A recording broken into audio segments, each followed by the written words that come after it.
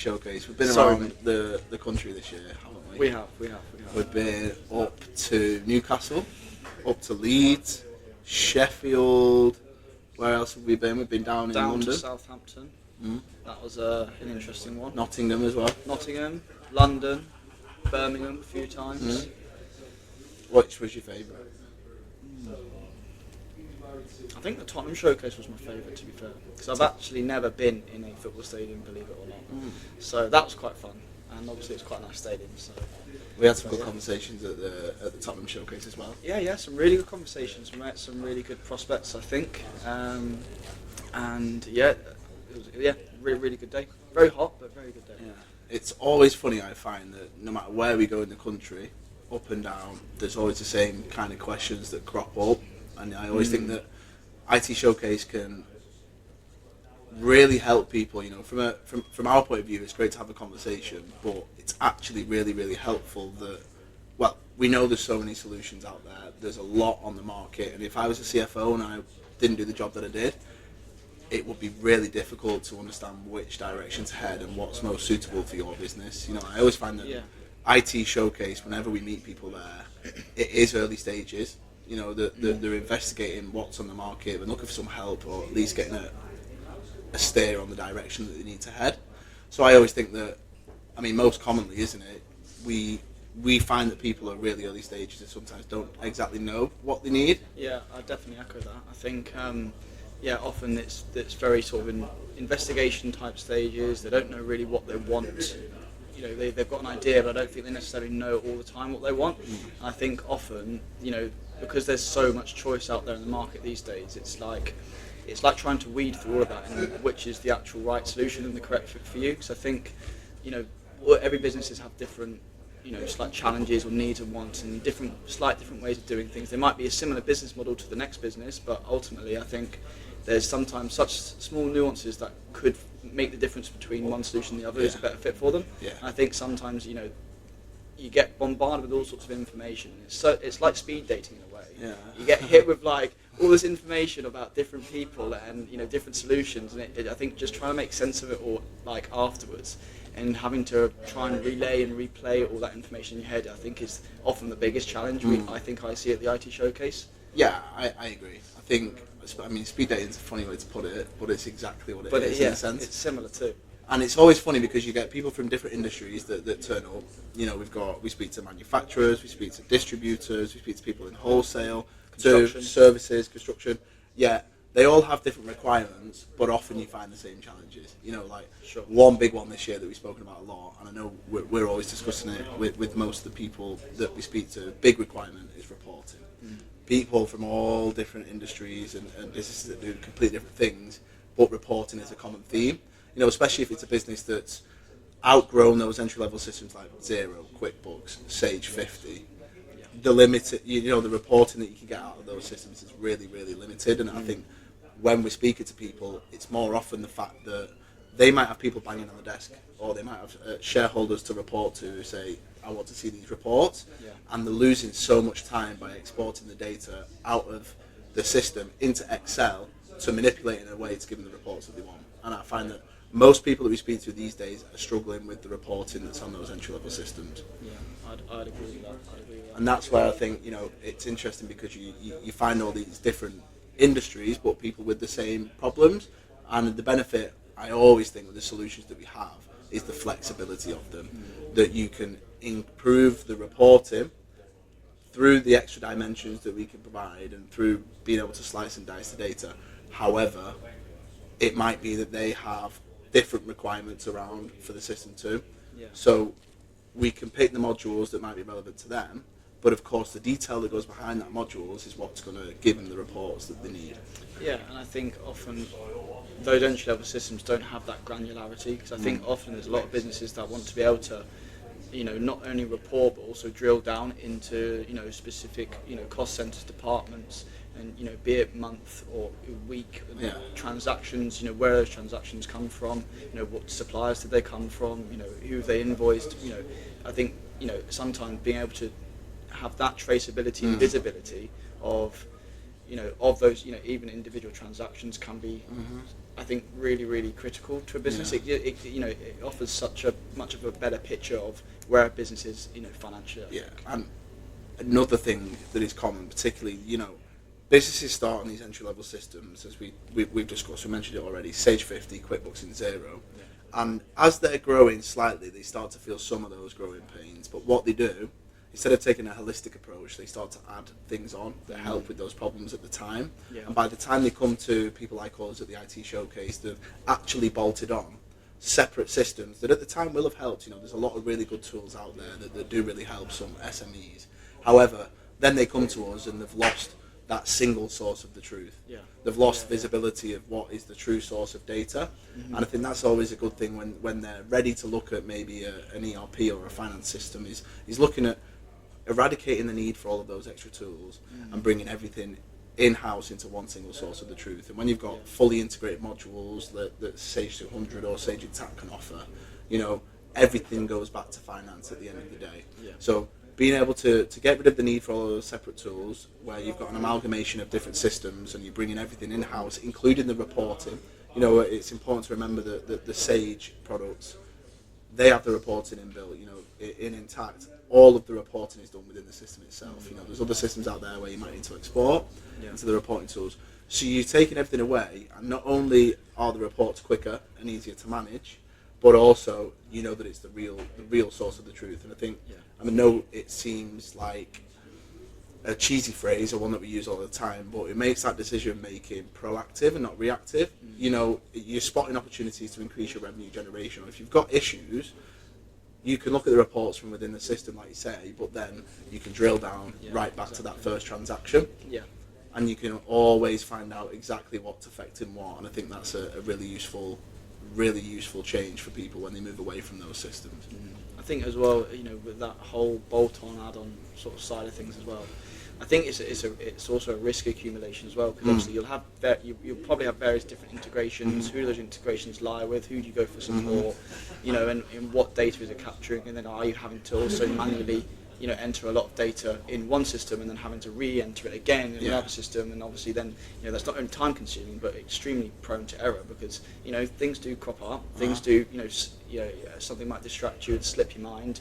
You entered a transaction or you've entered something wrong, and it's messed up everything else further down the line. So I think just to go back to that add-on and bolt-on piece, it's a risk accumulation, I think, at the end of the day as well. Yeah. And even, what, I will say, we sit here and talk about, we're there to help people at the IT Showcase, which is exactly what we want to do. I think we always say it, especially at that early stage, for us, especially with the way that we approach it at Thinc, it's about just giving somebody the right advice and actually helping them understand whether they're ready for such a project. Yeah. Some people come and they're like, all things bright and beautiful, we want a new system, we want a new solution, let's go and find out what's out there for us. Yeah. And also sometimes, as much as we don't always want to be the bearer of bad news, you've got to be honest. And sometimes we can remind the prospect, we can remind the person that's coming to speak to us, the finance leader, the person in operations, whoever it is that we're meeting to, we can remind them of actually how much work goes into the project, and maybe, for want of a better phrase, give them a bit of a reality check as to whether the team is ready. Because of course it takes a lot of resource, it takes a lot of planning, and there's a lot that goes into a project that sometimes people don't appreciate. Yeah. Well, like putting together a project team.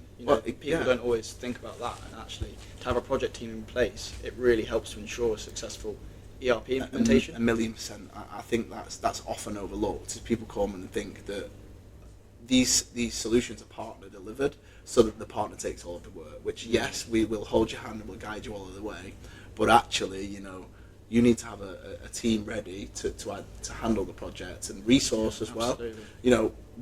An advice that we always give, and I know we always suggest that for the amount of hours that we recommend that we need to put into the project, that you at least probably double it from the other side. So these are all the considerations that people need to think of with these projects. And I think always comes up, and it's a tricky one.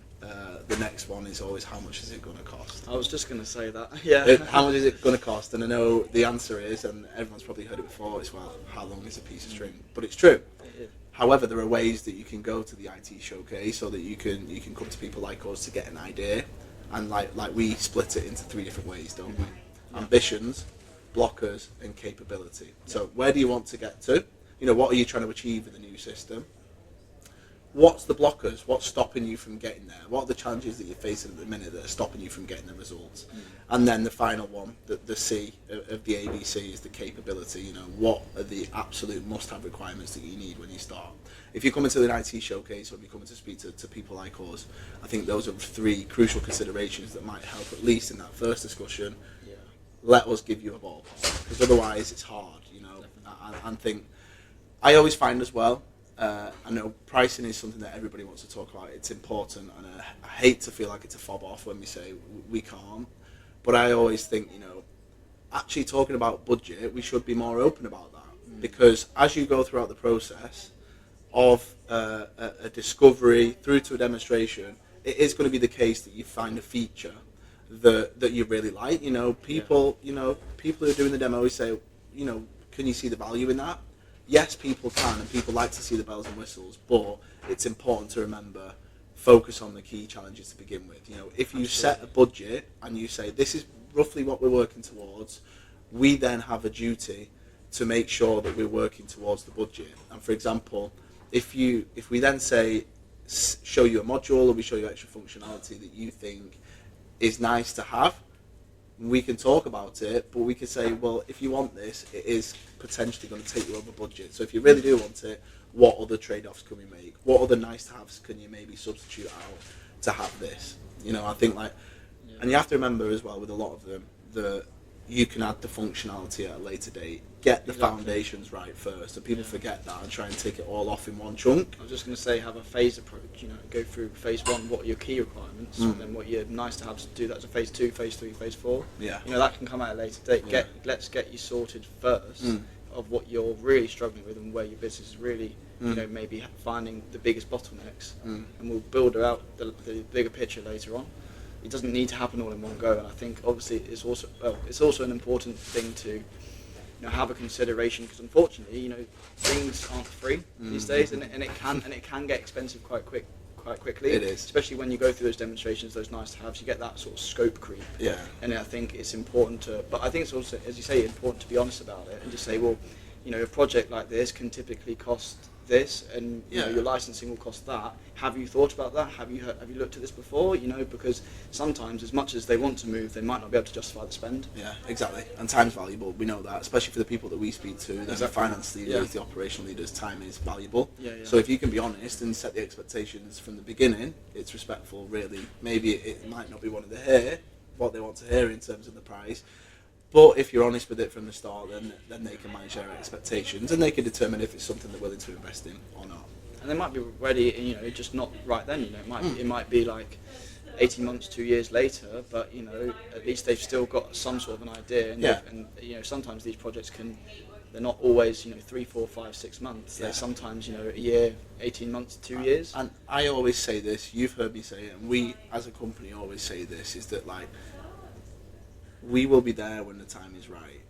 If we are honest to begin with, if they're not ready, we're still going to help. We're not going to go anywhere. You might not be ready to take it on, but we'll still give you the advice that you need to prep for the project, maybe where to focus your attention to begin with, and how to perhaps begin on your journey to either cleanse data moving forward or whatever it might be. But we will still be there in 18 months to 2 years. It's not a fob off, it's maybe just a not yet. Maybe you actually do have a little bit more work to do, or there might be a more suitable route for the time being for you to take. But ultimately, we always say it, if you give the right advice, you never know what will happen in the future. Well, as well, I think, it's not, as much as we want to help people and move forward a project potentially, ultimately it's about the right time for you and not us. And the right size of the solution as well. Exactly, right size in the right time. It's better to do it properly and get it right than rush it and work yourself to a deadline where you picked it. And we say it again all the time. People forget how important it is. They overlook picking a partner. We say, don't we? People look to find the right solution, Absolutely, you know, you need to find the right solution for the business, investigate them all. But then we always recommend once you find the right solution, you should look at potentially 2 or 3 different partners that provide that, because people have different implementation approaches, people scope things differently, and then also how are you going to be supported after you go live as well. I think picking the solution is one thing. Yeah, people focus on that, but then they forget, and probably just as important, if not more, is that partner. And you know, advice, it might be that we're terrible salespeople, but we say if you found the solution, speak to 2 or 3 different partners. Even if it's somebody speaking to us and they're looking at Intact, for example, I would still say to them, please speak to another couple of partners as well. You know, because at the end of the day, you've got to find somebody that suits you and suits your business and what your needs are. But also, if they come with Thinc, then they've done it for the right reasons, and that's exactly how we want to start off a relationship as well. Yeah, I think arguably the picking the partner side of things is I think it's arguably more important than picking the right solution. I think at the end of the day, you need a partner that's going to be there, support you.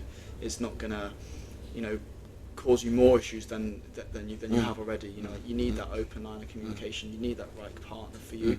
And for the business, and you know, different partners have different, as you say, implementation and project approaches, and I think also different partners sometimes specialise in different areas a bit better than other partners. Exactly. So I think it's important to evaluate different partners, because you might find ones that actually suit your industry slightly better than we might do, for example. You know, and vice versa. So I think arguably it's probably the most important thing is once you've picked that solution or a couple of solutions, you know, pick a couple of different partners per solution. Yeah, definitely. I'll agree with that.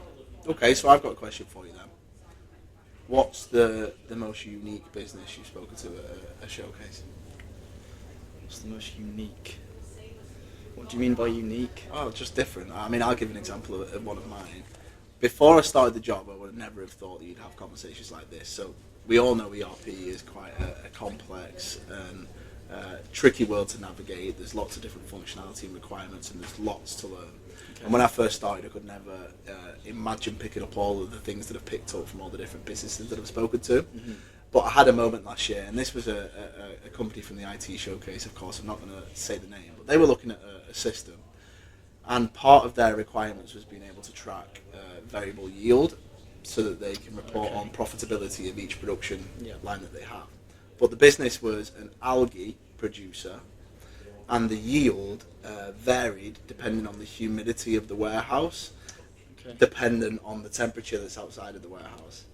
And I always find that so funny, because I first started when I first started at Thinc, and you're learning what ERP software is, and it was hard enough to get my head around to begin with financials. You know, debits and credits when you first start. And then all of a sudden, after having conversation after conversation, and you pick things up, I'm then speaking to a company about variable yield on algae production due to humidity. You know, it's like, it's crazy. So that's what I mean. That always sticks out in my mind as a company that is like, I can't believe I had that conversation.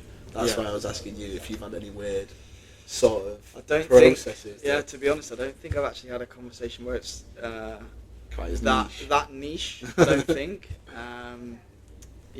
I've had a few good conversations, I think, with a few different, you know, like media companies, you know, in that space.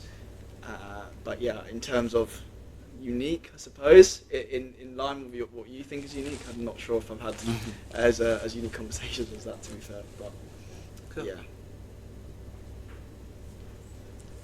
Phenomenal.